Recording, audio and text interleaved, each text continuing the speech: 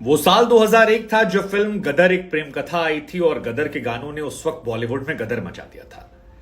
मुझे इस बात को कहने में कोई परहेज नहीं है कि एज अ म्यूजिक लवर उस गदर के गाने इस गदर के गाने से ज्यादा बेहतर थे।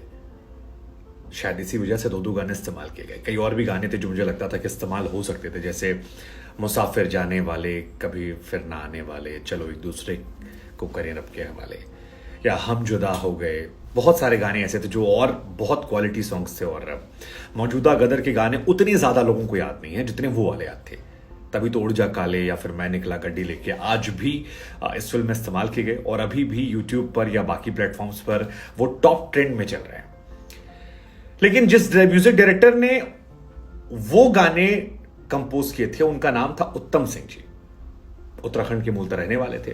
कबाल के म्यूजिक डायरेक्टर आर.डी. बर्मन साहब के साथ, एस.डी. बर्मन साहब के साथ एक वक्त पर वायलिन प्ले करते थे। बाद में खुद के गाने कंपोज करने शुरू किए। दिल तो पागल है उन्हीं की थी, या हम आपके दिल में रहते हैं, तमाम फिल्मों में उन्होंने म्यूजिक दिया था। लेकिन गदर एक प्रेम कथा ने उनकी म्यूजिक को एक नेक्स्ट लेवल दिया था, दिल तो पागल के साथ साथ। अब उन्होंने इस फिल्म के डायरेक्टर पर, इस फिल्म के म्यूजिक कंपोजर पर आरोप लगाए और ये कहा कि यार अगर तुम इतने सालों बाद एक फिल्म बना रहे हो जिसमें मेरे गानों का इस्तेमाल कर रहे हो तो एटलीस्ट मुझे तो इन्फॉर्म करो, लूप में रखो।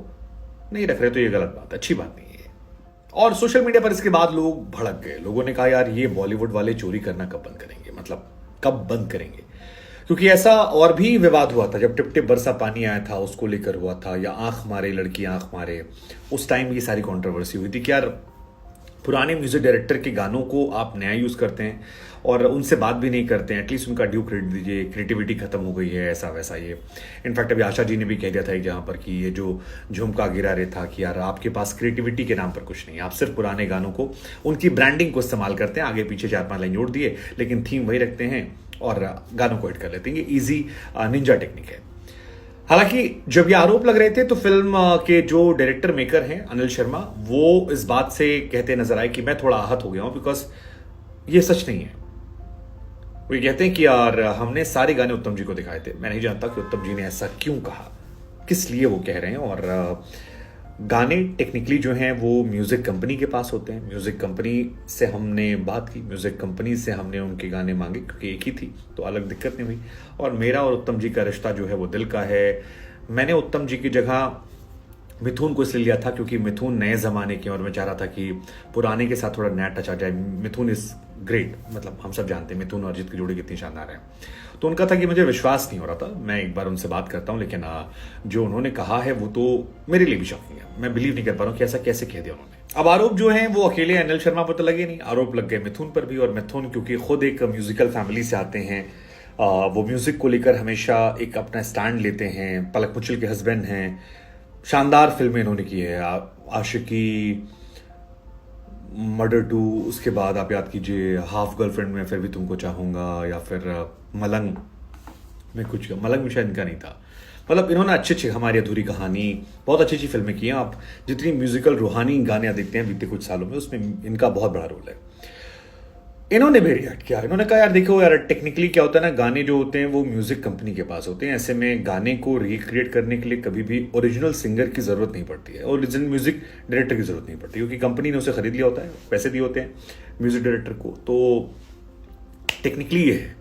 लेकिन दूसरा सच ये कि मैं म्यूजिशियन खुद हूं तो मैं इस बात की रिस्पेक्ट करता हूं। और मैंने हमेशा से कहा था अनिल जी से कि आप एक बार उत्तम जी के पास जाइएगा, उन्हें गाने दिखाइएगा, उन्हें बताइएगा कि मैंने पहले ये काम किया है और आपकी लेगेसी को मैं आगे बढ़ा रहा हूं। और मुझसे ऐसा कहा गया था कि उन्होंने उत्तम जी से बात की है, मेरा काम दिखाया। मुझे तो यहां तक बताया गया कि उत्तम जी को मेरे कंपोज के गाने जो हैं वो काफी ज्यादा अच्छे लग रहे हैं। और अब मैं शॉक्ड हूं कि ऐसा क्यों हुआ। मैं हैरान हूं कि ये सब बातें आ कहां से रही, क्योंकि मैंने सारी चीजें वेरीफाई करने के बाद ही उन 2 गानों को लिया और उसके बाद काम करना शुरू किया, वरना मैं मना कर देता कि नहीं कर। साथ ही मिथुन ये भी ऐड करते हैं कि यार गदर 2 का कॉन्सेप्ट अनिल जी लेकर आए थे और उस वक्त ये बात हुई कि इन 2 गानों के बिना फिल्म नहीं बन सकती, क्योंकि ये 2 गाने इस फिल्म की कहानी को बांधते हैं। उड़ जा काले एक रोमांटिक गाने के तौर पर और मैं निकला गड्डी लेके उस फिल्म के ब्लॉकबस्टर के तौर पर।